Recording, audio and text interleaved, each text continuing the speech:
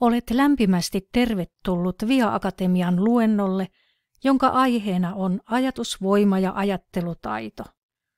Saat myös tietoa Via Akatemian opettamasta kirjaopiston Vian rajajoogasta ja siihen sisältyvästä ajatusjoogamenetelmästä. Olen Elina Kakko, Via Akatemian rajajoogan opettaja. Olen koonnut slide-esityksen tämänhetkisen ymmärrykseni perusteella. Aiheenamme tällä luennolla on ajatuksen voiman ymmärtäminen ja ajattelutaito. Olemme nyt ihmisen hyvinvoinnin sekä henkisen kehityksen kannalta merkityksellisen aiheen äärellä. Aihe on myös erittäin ajankohtainen. Nykyään eri tavoin tutkitaan sitä, kuinka paljon voimme vaikuttaa todellisuuteemme ajatustemme ja ajattelutaidon avulla.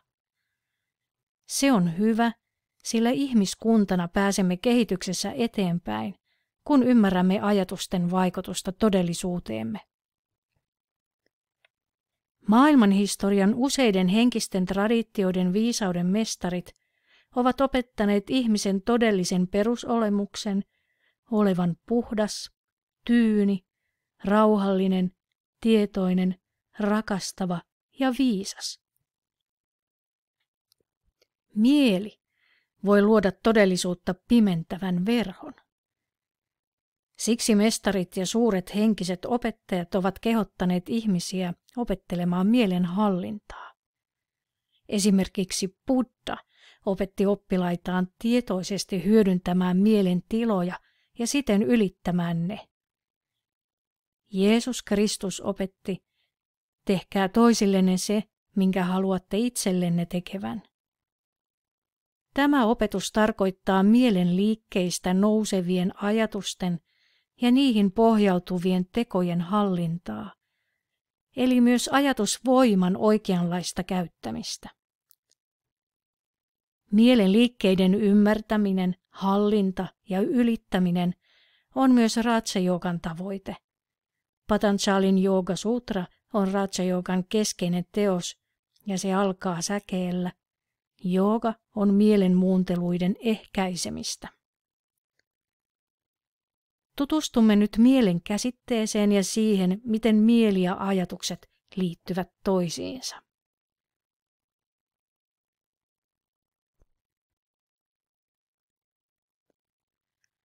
Ajatukset ja ajattelu ovat osa mielen toimintaa. Mikä ja mitä mieli on? Mieli ymmärretään yksilön sisäisenä olemuksena, jossa ajatukset, tunteet ja tietoisuus ilmenevät. Tutkijoiden mukaan mielen toimintoja ovat ajattelu, havaitseminen, kokeminen, tietäminen, muistaminen, tunteminen, tahtominen, haluaminen, kuvitteleminen, toivominen, ymmärtäminen, tiedostaminen, päätöksenteko ja tavoitteellinen toiminta. Niistä syntyviä ominaisuuksia ovat esimerkiksi uskomukset, tajunta, tietoisuus, tarkkaavaisuus, intentionaalisuus, rationaalisuus, älykkyys ja henkisyys. Ajattelulla ja ajattelutaidoilla on keskeinen rooli osana mielen toimintoja. Siten ajattelutaito on tärkeä osa ihmisen kokonaisvaltaista eli holistista hyvinvointia. Mielen syntyminen, rakenne ja toiminta on kiinnostanut ja inspiroinut monia eri tieteenaloja, filosofeja, mystikoita ja taiteilijoita. Tutkijoiden mukaan perinteisessä psykologiassa mieltä tutkitaan ihmisen toiminnan, käyttäytymisen, tunteiden ja ajattelun näkökulmista. Ajatteluprosessien analysointi on osa kognitiivista psykologiaa. Nykyään mielen tutkiminen on kognitiivisen neurotieteen tutkimusalaa. Mielen filosofia on filosofian osa-alue, joka tutkii mielen luonnetta, henkisiä tapahtumia, toimintoja ja ominaisuuksia, tietoisuutta sekä niiden suhdetta fyysiseen ruumiiseen. Mystiikassa oman mielen tai minän voittamista voidaan pitää henkisenä tavoitteena. Oman kokemukseni ja ymmärrykseni mukaan Raja-jooga-filosofiassa mielen käsite on laaja.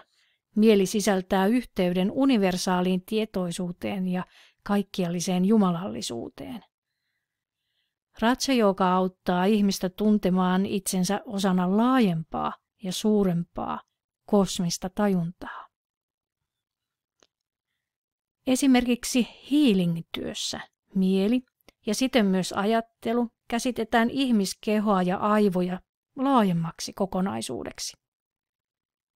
Sanotaan, että keho on mielen sisällä ja mieli ohjaa kaikkia kehollisia toimintoja. Puhutaan kehomielestä, body mind. Tasapainottamalla mielesi, toisin sanoen tunne- ja ajatusmaailmasi, kehollasi on mahdollisuus parantua. Siten ajatusmalleilla on suuri merkitys ihmisen hyvinvoinnille. Puhutaan myös kollektiivisesta tajunnasta, jonka osa ihmisen yksilöllinen mieli on. Carl Jungin mukaan olemme jokainen kytköksissä kollektiivisen tajunnan arkkityyppisiin malleihin ja pystymme tunnistamaan toisissamme näitä yhteisiä ajatus- ja käytösmalleja. Kirjailija, luennoitsija ja energialääketieteen asiantuntija Caroline Myss puhuu ja opettaa arkkityyppisistä käytös- ja ajatusmalleista, ohjatessaan ihmisiä henkisen kasvun tiellä eteenpäin. Kollektiivisen tajunnan vaikutuspiirissä ihmisen onkin opittava olemaan henkisesti itsenäinen. Toisin sanoen kehitettävä omia ajattelu- ja tietoisuus- ja tunnetaitojaan.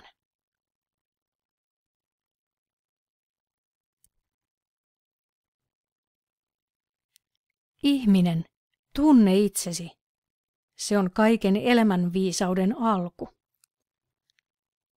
Antiikin filosofin Sokrateen kuuluisa lause, joka tarkoittaa, että ihmisen on opittava tuntemaan eri puoliaan kasvaakseen ja kehittyäkseen tasapainoiseksi ihmiseksi. On opittava tuntemaan ja ymmärtämään siten myös oman mentaalisen maailmansa, eli ajatusmaailmansa toimintaa. Ajatusmaailmansa tunteminen on osa oman mielen toiminnan tuntemista, ja se on elämän taitoa.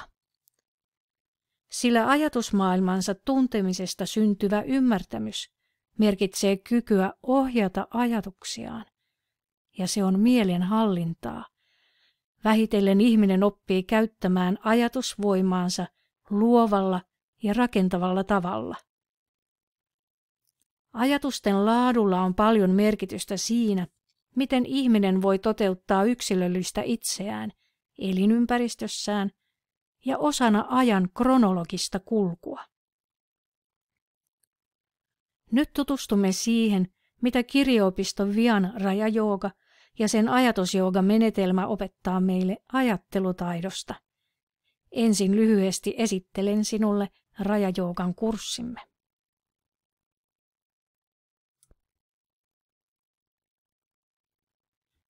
Vihang-akatemian opettaman Raja-joogan perustana on kirjaopisto Vihang Raja-joogan kurssi. Kirjaopisto Vihang perusti Tyyne Matilainen Savonlinnassa vuonna 1955 yhdessä työtoverinsa Mirja Salosen kanssa. Heidän tavoitteenaan oli luoda metodi, jolla henkisen tien kulkija saa itsessään hyvyyden ja jalouden esille niin, että ne rakentuvat luonteen ominaisuuksiksi. Vuosina 1955–57 he kirjoittivat 10 opetuskirjettä, joista muodostui kirjaopisto Vihang Raja-joogan kurssi. Terttu Seppänen on toimittanut opetuskirjeet kirjaksi ja se julkaistiin vuonna 2019. Opetuskirjeisiin sisältyy henkistä opetusta ja se sisältää suomalaisen ajatusjoogamenetelmän. Ajatusjoogamenetelmä johtaa ajatusten hallinnan ja niiden oikean ohjaamisen avulla tapahtuvan luonteen jalostumisen kautta tietoiseen Jumal-yhteyteen, mikä on yksi rajajoogan tunnusmerkeistä. Rajajoogan kurssiin sisältyvissä ajatusharjoituksissa toistellaan positiivisia, loogisia, suomenkielisiä lauseita eli mantroja.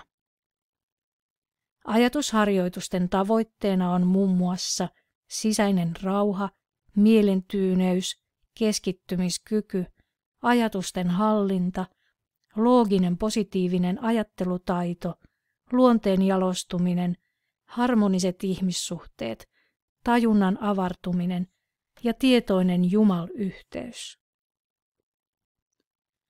Peruskurssin eli 10 opetuskirjan jälkeen voi jatkaa Via Akatemiassa rajajoogan jatko-opiskelijana.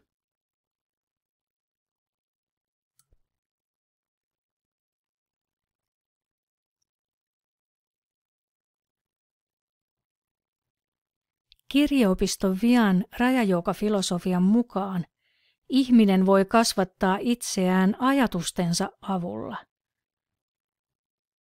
Ihminen voi oppia säätelemään ajatus- ja tunnemaailmaansa oikealla, viisaalla ja järkevällä tavalla.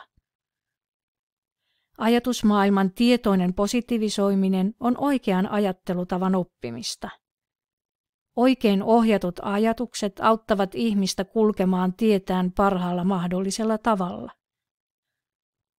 Sisäinen työ tarkoittaa luonteen jalostamista korkeamman minän ohjauksessa. Ajatusjoogamenetelmässä korkeampi minä puhuu ajatusten välityksellä. Kirjeopisto Vian rajajooga-filosofiaan sisältyy korkeaa etiikkaa. Jokaiselle rajajoogan harjoittajalle onkin ensiarvoisen tärkeää, että hän kehittää itsessään ajatusten hallintaa ja niiden oikeaan ohjaamista.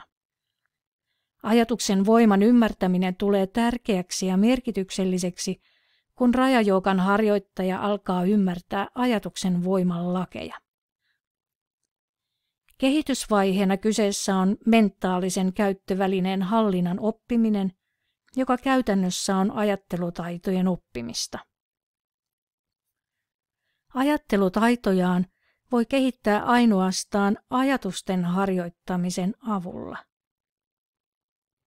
Verrataanpa tätä fyysiseen harjoitteluun. Hauislihas kehittyy vain kohdistamalla harjoitus kyseiseen lihakseen ja sen antagonistiin. Sama pätee ajatusvoiman käyttöönottoon. Se vahvistuu vain oikealla tavalla harjoittelemalla. Seuraavaksi saat perustuntumaa siitä, miten ajatusharjoitusta tehdään, kun harjoitetaan ajatusjoogaa.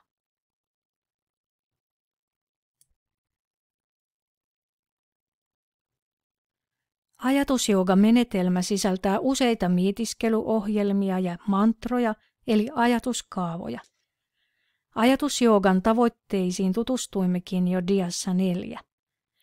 Tässä diassa näkemäsi mantra on ensimmäisestä mietiskelyohjelmasta. Sinä tahdot ryhtyä harjoittamaan ajatuksiasi.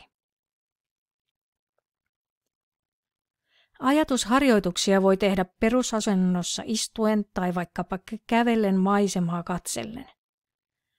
Joitakin mantroja voi toistella arkipäivän toimien lomassa. Perusideana on se, että mantraa toistetaan mielessä hiljaa, pallea hengitystä käyttäen ja ääntöelimistöä liikuttaen. Mantra toistetaan sisäänhengityksen aikana, jolloin tahdottu ja tarkasti määritelty positiivinen ominaisuus vedetään omaan fyysiseen olemustasoon. Uloshengityksen aikana ollaan toistelematta ja annetaan mielen ja kehon rentoutua. Tarkat toisteluohjeet ja toistelumäärät on kerrottu opetuskirjeissä. Rajajoogan opettajalta voi kysyä ohjeita ajatusharjoitusten tekemisessä. Tässä mantrassa mainitaan tahto ryhtyä harjoittamaan ajatuksia.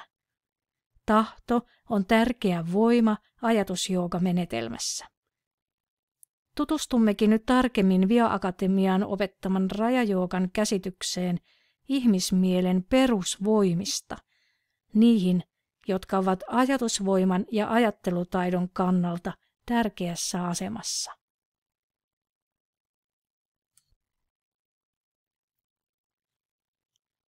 Ihmisolemuksessa vaikuttavat 3 suurta voimaa: ajatus, tunne, tahto.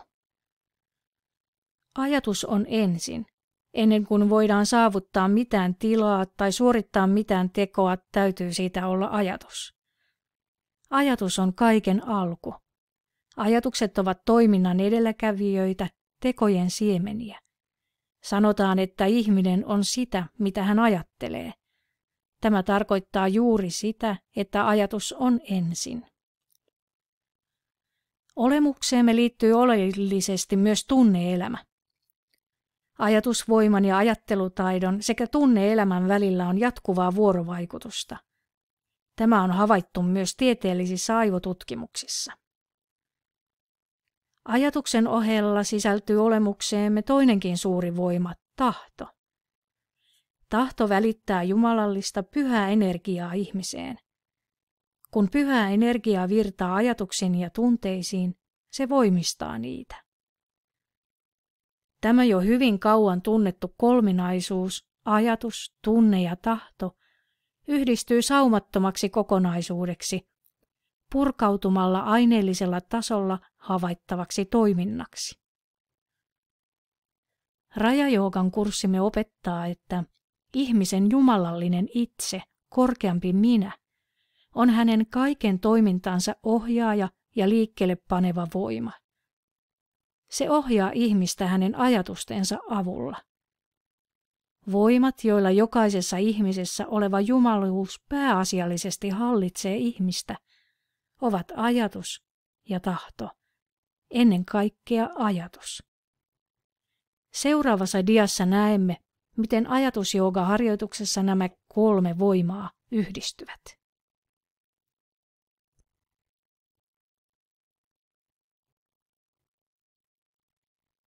Näet esimerkin sytytysmantrasta. Sytytysmantra tarkoittaa positiivista loogista ajatuskaavaa, jonka tarkoituksena on vahvistaa positiivista ominaisuutta ja jalostaa luonnetta. Tässä esimerkissä tahdottu positiivinen ominaisuus on henkinen tasapainoisuus.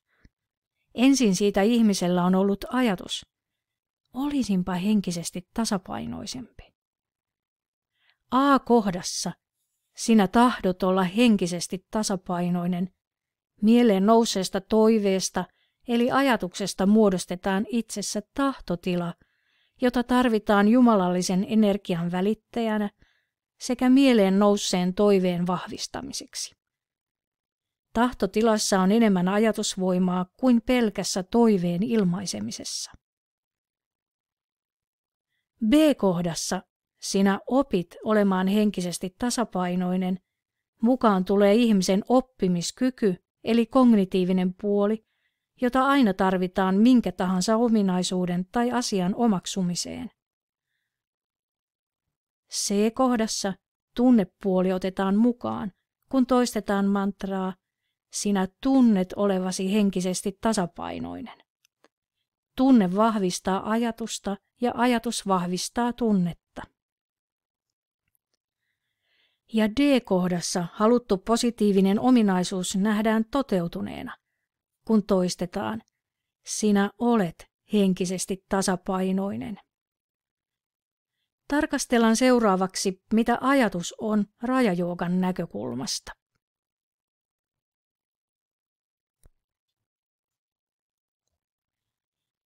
Rajajoogan kurssimme ensimmäisessä opetuskirjeessä on seuraavanlaisia määritelmiä. Ajatus on säteilyvirtojen hienojen ja herkkien sähköenergioiden väreilystä tiivistynyt ajatussäteilyn koostuma. Ihminen ottaa vastaan kosmisen ajatussäteilyn virtoja ja tiivistää niitä omalla yksilöllisellä tavallaan. Hän lähettää niitä takaisin kosmiseen tajuntaan. Samalle aaltopituudelle viritetyt aivot ottavat niitä vastaan. Ihmisen on opittava tietoisesti muovaamaan ajatuksiaan.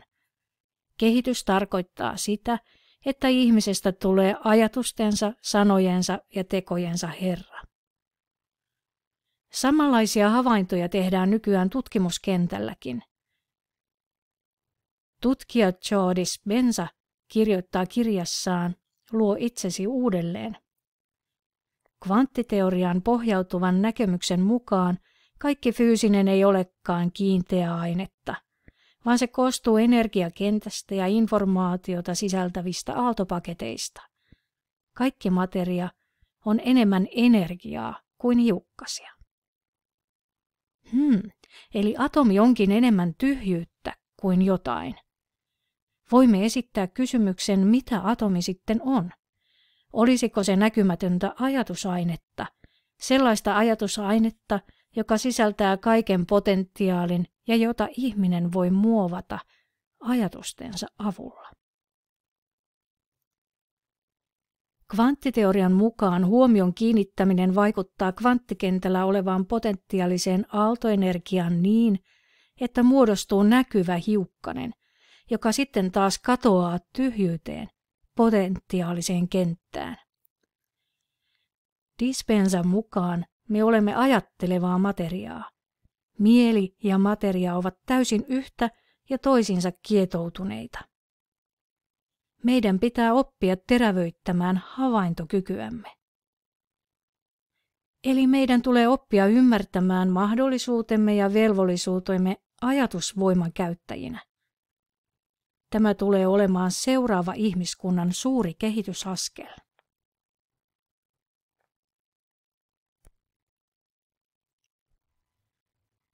Rajajoogan kurssissa me opetetaan, että ajatukset muodostavat ajatuskoostumia. Ajatuskoostumat synnyttävät ominaisuuksia. Ihminen muovaa ajatuskoostumia aivan kuin savenvala ja savea. Kaikkeus eli kosminen tajunta on täynnä ajatuskoostumia. Ihminen suosii joitakin ajatuksia enemmän kuin toisia ja pitää siten niitä ominaan. Ruokkimalla ja pitämällä tajunnassaan ne tiivistyvät ja voimistuvat, ja ihminen lähettää niitä edelleen kosmiseen tajuntaan. Magneetin tavoin ne kokoavat ympärilleen samansuuntaisia ajatuskoostumia ja palaavat ihmisen tajuntaan vahvistuneina. Tutkija Dispenzan mukaan ajatus on sähköinen purkaus ja tunne on sähkömagneettinen lataus kvanttikentällä. Ajatukset lähettävät sähköisiä signaaleja. Ajatukseen liittyy tunne. Ja kun tunteella on magneettinen lataus, se vetää puolensa sille ominaisia tapahtumia ja olotiloja. Eli voidaan ajatella, että ihmismieli tunteineen ja ajatuksineen toimii hakualgoritmin tapaan.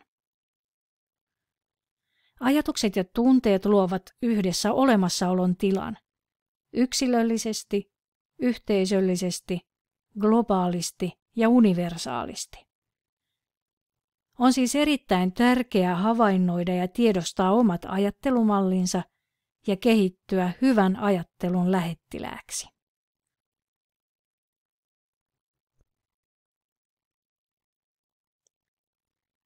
Mitä on hyvä ajattelu? Oikea ajattelutapa on sellaista ajattelua, joka on oikeata paitsi yksilön itsensä, myös koko yhteiskunnan kannalta. Ajattelua, joka edistää positiivisten arvojen lisääntymistä kaikissa ja kaikessa. Tämän vaikutuksen saa aikaan jokainen muodoltaan ja sisällöltään positiivinen ajatus. Positiivisuus ymmärretään rajajoogassa sekä korkeana henkisenä toimintona että arkipäivän myönteisenä suhtautumisena. Hyvällä ajattelutavalla on myönteisiä vaikutuksia paitsi yksilön omaan kehitykseen, myös yhteiskunnan rakentavaan kehittämiseen. Palaamme hetken päästä tutkimaan, mitä muodoltaan ja sisällöltään positiivinen ajatus tarkoittaa. Ensin positiivisen ajattelun määritelmä. Positiivinen ajattelu on rakentavaa ja eheyttävää ajattelua. Positiiviseen ajatukseen sisältyy hyve, joka luo sen mukaista toimintaa. Ajatusten tulee olla sellaisia, että ne toteutuneina ilmentävät positiivisuutta arvokkaimmalla mahdollisella tavalla. Positiivisesta ajatuksesta luodaan positiivinen kokemus. Tämä on tärkeää, sillä kun ajatustaito tuodaan kokemustasolle, silloin meillä on yhteys myös tunnepuoleemme. Siten positiiviset ajatukset antavat optimistista sytykettä koko elämälle.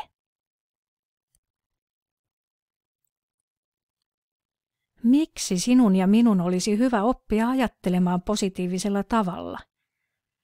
Jokaisen ihmisen on hyvä oppia positiivista myönteistä ajattelua, sillä se on kaikin puolin rakentavaa sekä sisäistä kehitystä ja kasvua edistävää. Myönteinen ajattelu on haastavaa, koska aivomme ovat oppineet poimimaan itsestämme ja ympäristöstämme enemmän negatiivisia viestejä kuin positiivisia. Se johtuu siitä, että hengissä säilymisen kannalta mahdollisen uhan havaitseminen on ollut tärkeämpää kuin myönteisyyden kokeminen. Historiamme vuoksi aivot muuntuvat enemmän negatiivisten kuin positiivisten kokemusten kautta.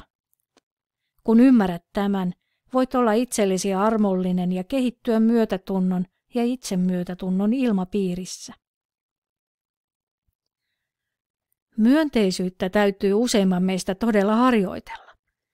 Se ei tarkoita sitä, että tukahduttaisimme negatiiviset tunteet ja ajatukset. Myönteisyyttä harjoittamalla opimme hyväksymään itsemme sellaisena kuin olemme.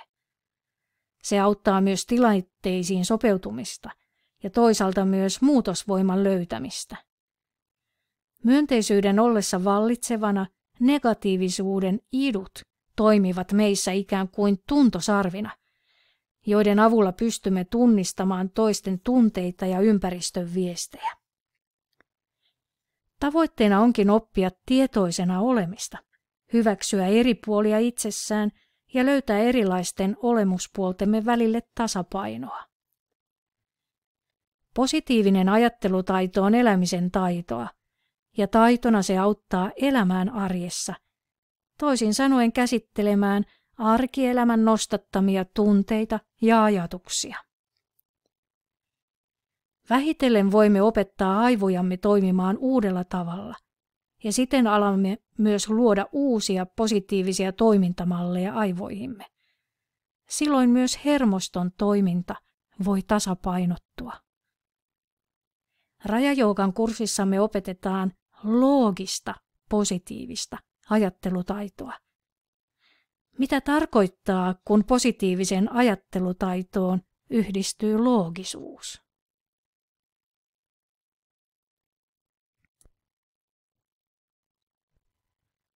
Loogista, positiivista ajattelua voi oppia ajatusjoogamenetelmän avulla. Kun positiiviseen ajatteluun lisätään toinen voima, loogisuus, ihmisen olemuksessa yhdistyvät myönteisyys ja oikeanlainen johdonmukaisuus. Positiivisuuden lisäksi ajattelu on johdonmukaista ja järkevää. Looginen ja positiivinen ajattelukyky antaa suunnan myönteiselle ja järkevälle toiminnalle jokaisessa tilanteessa. Ihmisen olemuksessa yhdistyvät tunteen ja ajattelun tasapaino. Myönteinen tunnesäätely ja johdonmukainen ajattelu tukevat toisiaan. Positiivisuuden ja loogisuuden yhdistäminen omassa ajattelussa on tärkeä taito. Fysiologisena tapahtumana käytössämme on silloin aivojen eri osia ja aivot toimivat silloin holistisella tavalla. Psyykkisenä tapahtumana taito ajatella myönteisesti ja johdonmukaisesti luo toivoa ja selkeyttä meneillä olevaan elämäntapahtumaan tai askarruttavaan asiaan.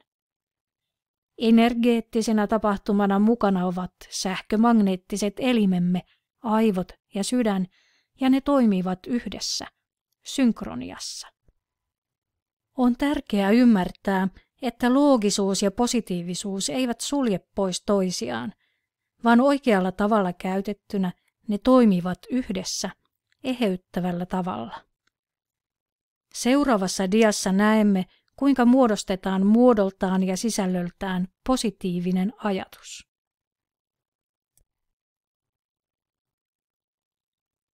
Ajatuksen sisällön ja muodon positiivisuuden astetta voi kuvata tällaisen nelikentän avulla. Tässä diassa näet, kuinka looginen positiivinen lause muodostetaan. Tuo talo on kaunis. On sekä muodoltaan että sisällöltään positiivinen. Muodoltaan, koska siinä käytetään predikaattia on. Positiivinen se on siksi, että taloa sanotaan kauniiksi, eli sille annetaan myönteinen arvo. Tuo talo on ruma. Lause on sisällöltään negatiivinen ja muodoltaan positiivinen. Talosta annetaan negatiivinen arvio, mutta siinä käytetään positiivista muotoa, eli on predikaattia. Tuo talo ei ole ruma. Lause on muodoltaan negatiivinen, koska se sisältää ulkoasun ei ole.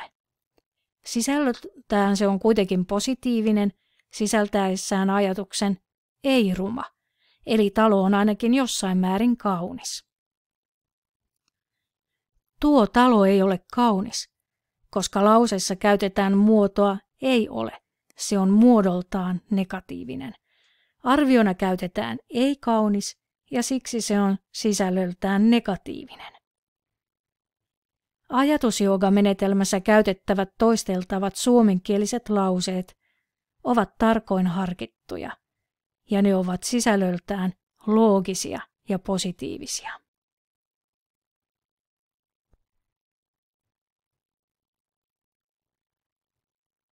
Rajajoogan kurssimme opettaa, että positiivinen puoli on ihmisen jumalallinen ja henkinen puoli. Positiivisten ajatusten avulla voimme kutsua esiin jumalallista puoltamme. Se on ja sisältää paljon enemmän henkisiä ulottuvuuksia kuin perinteisesti arkikielessä käytetty termi positiivisuus. Rajajoogan kurssimme mukaan, kun ihmisessä alkaa toimia hänessä oleva positiivisuus, hänen hallitsijanaan alkaa toimia hänen korkeampi minänsä, sisäinen mestarinsa. Tämä olemuspuolemme osaa ohjata meitä viisaalla ja johdonmukaisella tavalla. Tällä tasolla syntyy positiivinen ajatuksen voima, joka luonnostaan luo hyvyyttä ympärilleen. Ihmisen tajunta on kuin peili, ja se heijastaa kaikkiallista viisautta sitä paremmin ja tehokkaammin, mitä täydellisemmin se on positiivisten ajatusten kirkastama. Korkeampi minä antaa arkiminälle käskyjä järkevään, johdonmukaiseen ja positiiviseen muotoon puettujen ajatusten välityksellä. Hyvä ajattelutaito sisältää positiivisuuden lisäksi loogisuuden. Hyvän ajattelutaidon myötä alamme vaikuttaa maailmaan rakentavalla ja kasvua edistävällä tavalla.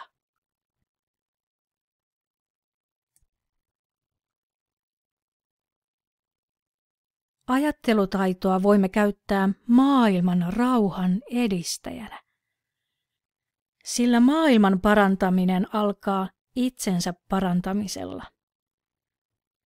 Ja kun ymmärrät ajatustesi laadun vaikutuksia, tahdot tukea lähiympäristöäsi muuttamalla ajatuksesi mahdollisimman positiivisiksi ja loogisiksi.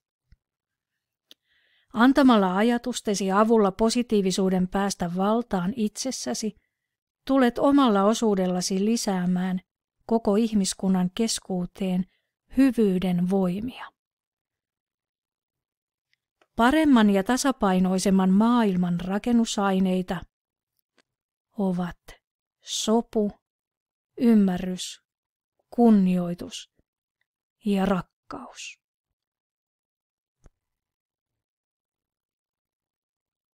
Voit tutustua Rajajoogan kurssiimme kotisivuillamme via.fi. Sivujen kautta voit tilata Rajajoogan kurssikirjan. Voit tutustua kurssiin ja kirjan sisältöön tarkemmin kotisivuillamme. Via Akatemia järjestää Tutustu ajatusjoogaan verkkokursseja. Ja myös muita kursseja, koulutuksia ja keskustelutilaisuuksia. Seuraa ilmoitteluamme kotisivuillamme Facebookissa, Instagramissa ja Twitterissä. Voit ottaa yhteyttä Via-akatemian rajajoogan opettajiin Terttu Seppänen, Elina Kakko. Lämmin kiitos osallistumisestasi. Tahdomme kaikkea hyvää sinulle.